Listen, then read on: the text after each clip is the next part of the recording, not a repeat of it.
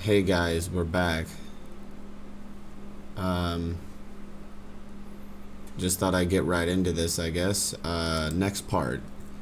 Now, Love and Thunder is going to have a sex scene. I think we're getting a stunt woman to do this. I don't think Natalie Portman really wants to. Maybe two stunt women for the scene. You see, what we have here is a series of strapless dildos. The problem with most of them being, if you look at they're too short and then they're too thick. It's like the person who designed these thought that they would be a mud plug or something, and that's not the case. That's not the way woman's internals work.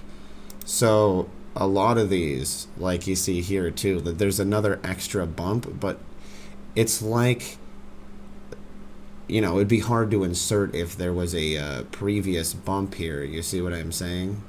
Like, both of these designs are inferior. This one's longer, and I like it when they clutch the pelvic region of the pubis mound so that they, stay in better. But I'm going to make some modifications to the design here so that that way, like never before in the movie, we can hopefully have minimum straps, maybe just a green one around the waist to hold it in place with a ring.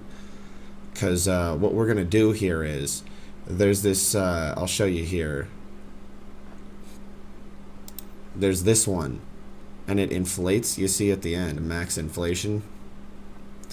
Well, that would be good to keep it in. And if this doesn't work because the polymer still isn't, available or is too stiff or something, that's fine. But what I was thinking is the same concept as inflatable butt plugs, which, by the way, you can't get the cords pop out of the back. I'm just trying to improve sexuality here as well at the same time. It inflates overall. The entire end, you can see here, max inflation inflates.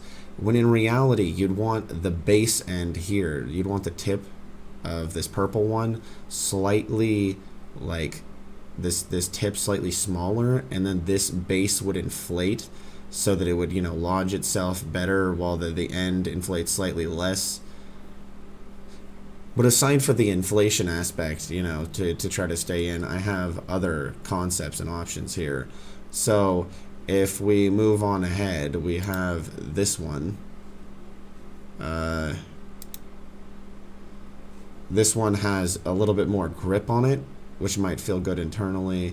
It's longer, and this part presses into the clitoris region, but it's still not ideal. You see, I've been going through all these concepts and thinking about them for Dark World of Love and Thunder, when Natalie Portman character of Lady Thor has sex with Thor's sister with the metal of his dick.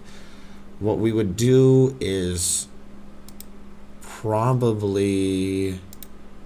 See, this one's even better, is what I was saying. I'm trying to combine the aspects of all of these. This one has a small curve, like you have the tiniest pussy ever, sort of. It barely reaches around and probably fall out. But it's got this excellent pressure area here. If you can... I'll exit out of this other one. It's got this spot where it presses into the whole pubic mound and like keeps grip a little better with this butterfly region. It kind of presses in. That's good.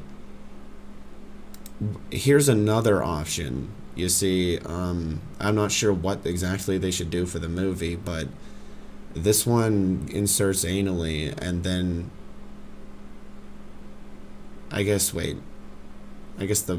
which way is it?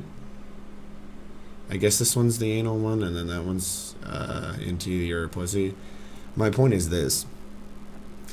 What you could have here is, you can imagine it, the big point right here, and then in these magnets towards the end or whatever in the tip, you have strong magnetism angled at each other. So through the walls of your body, you can feel, say for example, a gold magnet here, so it's positive charge, and a silver one here, so they're like in the core of these, and they pull strongly against each other, so it doesn't come out of you.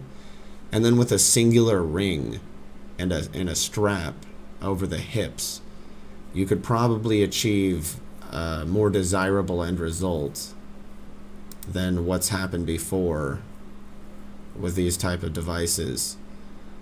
I'm still recommending some of the aspects of this with the greater length Some of the aspects of this one with its pressure point and grippy pad,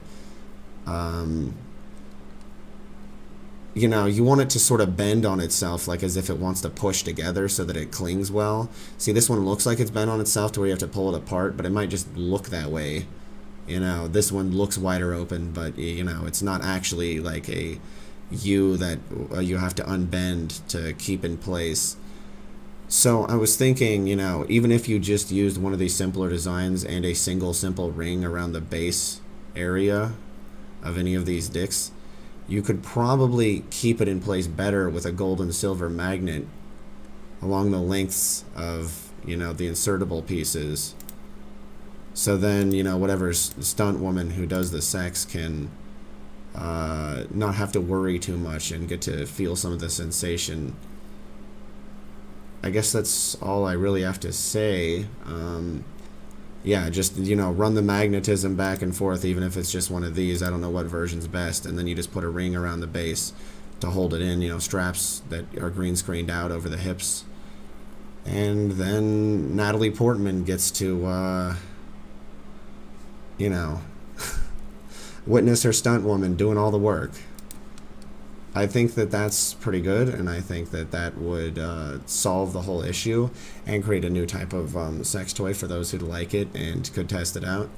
And it's really important that people have the proper tools to be able to get off, because if they don't, they go completely fucking crazy. So I feel like this is a great product as well as a great resource for the movie, and would greatly help with Magnetism, the overall sexual performance of the stunt people doing the